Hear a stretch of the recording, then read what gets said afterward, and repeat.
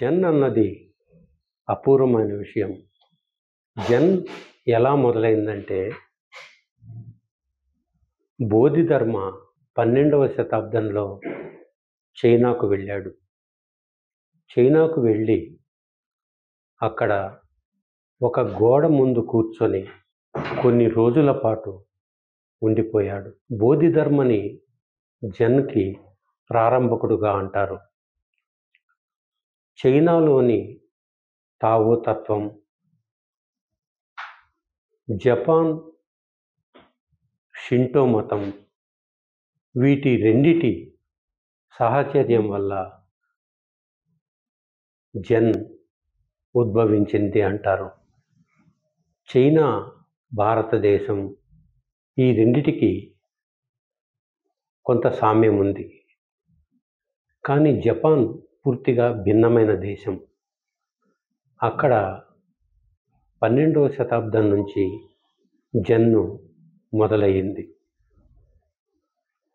రింజో, సోసెన్ ఇట్లాంటి ఎందరో గురువులు జెన్లో తయారయ్యారు.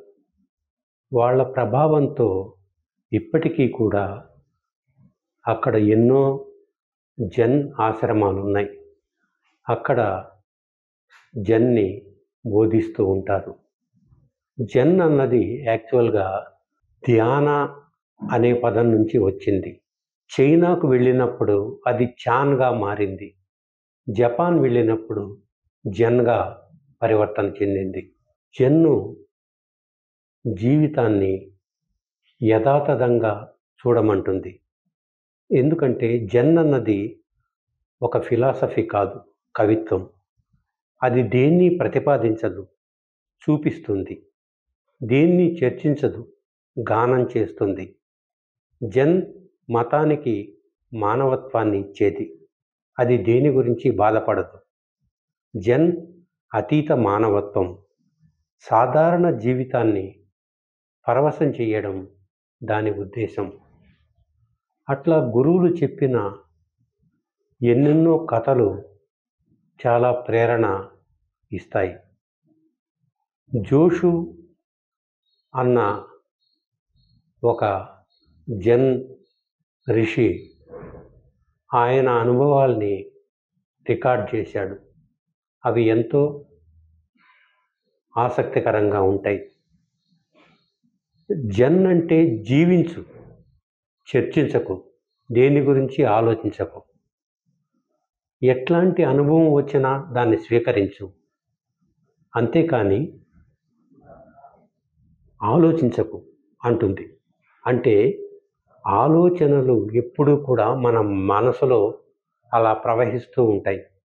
ఆ ప్రవాహాన్ని అతీతంగా ఉండి పరిశీలించు.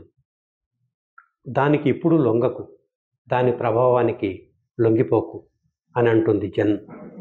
ఆ రకంగా జీవితాన్ని యథాతథంగా ఉన్నది ఉన్నట్లుగా స్వీకరించడం, ఆమోదించడం అన్నది జెన్కి చాలా ప్రాథమికమైన సత్యం.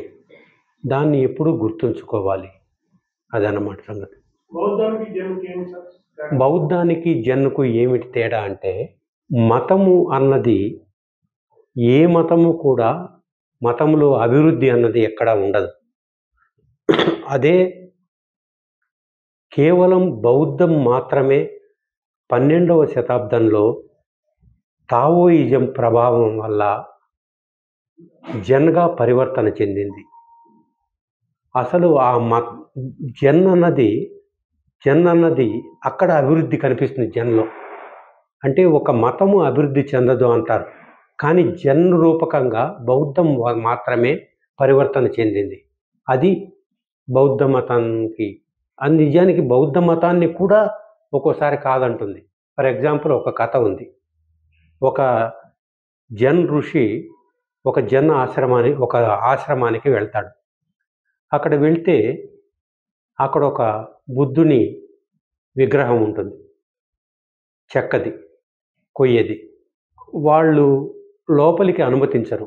అందుకని అతను వరండాలోనే పడుకుంటాడు.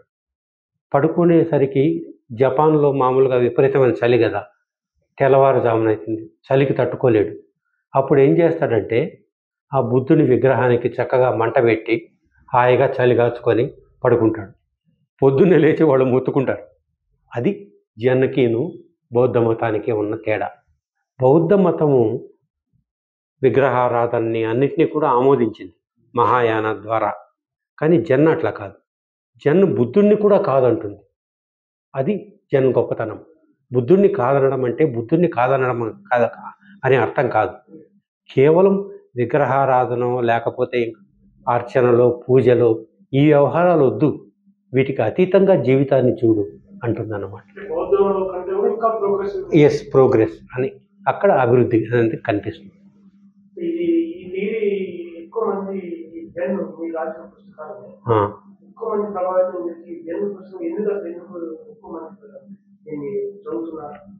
ఎందుకు చదువుతున్నారంటే ఇది ఒక సాధారణ జీవితాల కన్నా కూడా డిఫరెంట్గా కనిపిస్తుంది. సాధారణ జీవితాల్లో మనకన్నీ పూజలు పునస్కారాలు, గుళ్ళు గోపురాలు, బౌద్ధ గుళ్ళు ఇవన్నీ చూస్తూ ఉంటాం. అట్లా కాకుండా ఇదేదో అతీతంగా ఉంది, ఇదేదో డిఫరెంట్గా ఉంది, ఇదేదో వేరుగా ఉంది అని ఆ రకంగా ఆకర్షింపబడుతున్నారని అనుకుంటున్నాను నేను. నేను జన్ కథలు, జన్ పరిచయం ఈ 2 పుస్తకాలు రాశాను సార్. జన్ కథలు, జన్ పరిచయం. అయితే జన్ కథలు అపూర్వంగా ఉంటాయి, అపురూపంగా ఉంటాయి. ఫర్ ఎగ్జాంపుల్ ఇంతకుముందు మీతో చెప్పినట్లు అందులో ఒకటి ఉంది. మనమందరము మానవులందరూ కూడా ఒక పర్వతం మీద నుంచి కిందికి పడిపోతున్నామట. పడిపోతూ ఆధారంగా ఒకళ్ళనొకళ్ళు పట్టుకుంటున్నామట. అంటే అందరూ పోవడం అనేది గ్యారంటీ.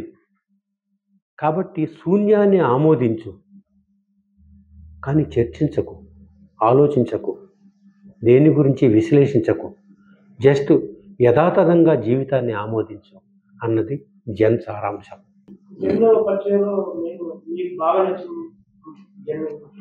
జన్ పరిచయంలో ప్రత్యేకించి జన్లో చివరిలో కొటేషన్స్ ఉన్నాయి సార్. ఆ కొటేషన్స్ అపూర్వంగా ఉంటాయి. ఎంత గొప్పగా ఉంటాయంటే అసలు ఒక మాట ఉంది. జన్ అన్నది 2 వైపులా పదునైన కత్తి అట. అది పదాల్ని ఆలోచనల్ని తెగ నరుకుతుందట. అదే సమయంలో వాటికి జీవితాన్ని కూడా ఇస్తుందట. ఇది జన్ గొప్పతనం అన్నమాట. జన్ అన్నది అనుభవ సారం. దాని సారమే అనుభవం. క్షణక్షణం సహజత్వం, తక్షణ స్పందన. ఏ క్షణానికి ఆ క్షణాన్ని జీవించాలి అంటుంది సార్ జన్. అంతే తప్ప గతంలోనో వర్తమానంలోనో జీవించొద్దు. ఈ క్షణం జీవించు, ఈ క్షణం సజీవంగా ఉండు అంటుందన్నమాట. ఈ జన్ వలన మీరు మరొక ప్రపంచానికి వెళ్తారు. కాబట్టి ఈ జన్ పుస్తకాన్ని చాలా ప్రేమగా చదవండి, హృదయంతో చదవండి. అప్పుడు దీని సారాంశం మీకు అవగతమవుతుంది. ధన్యవాదాలు.